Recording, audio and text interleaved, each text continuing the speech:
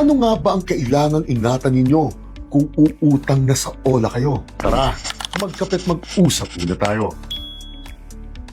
Dahil napakarami po ninyong kailangang pag-ingatan sa simula pa lang ng iyong pag-uutang. Una, SEC registration and COA. Bawal po magpautang ang isang OLA kung wala po silang valid registration, Certificate of Authority mula sa Securities and Exchange Commission talaga. Kaya i-verify po muna ninyo sa SEC iMessage Portal ang OLA na napupusuan ninyo bago po ninyo i-download ito. At mag-ingat po tayo sa magkakaparehong pangalan. Ano po? Dahil usong-uso na po ngayon ang panggagaya ng pangalan sa mga legit na OLA dito. Pangalawa, abusive app permissions. Bawal na po sa mga OLA na magkaroon ng access ang mga ito sa contact list, location, photo gallery at social media accounts ninyo dahil considered na po as violation ng ating data privacy law ito. Kaya manually po ninyong i-turn off ang lahat ng mga permissions na ito sa sarili ninyong telepono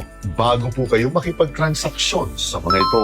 Ang pangatlo, advance processing fees. Bawal na po maghingi ng advance processing fee sa inyo bago nila i-release ang principal ng utang ninyo.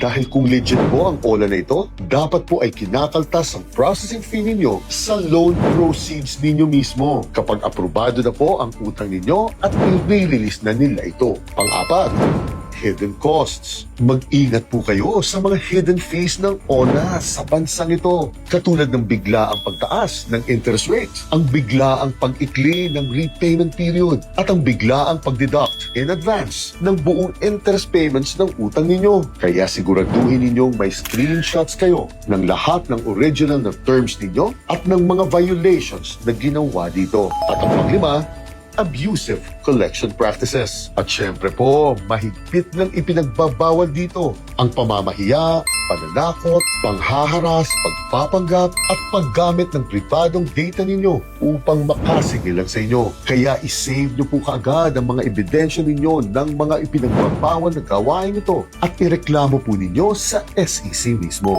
Ang pagpapautang at pag-uutang po ay dapat patas lang upang ito ay tunay na makatulong sa pagpapalago ng ekonomiya ng bansang ito. Kaya iwasan na po natin ang maging mapangabuso, nagpapautang man o umuutang man kayo.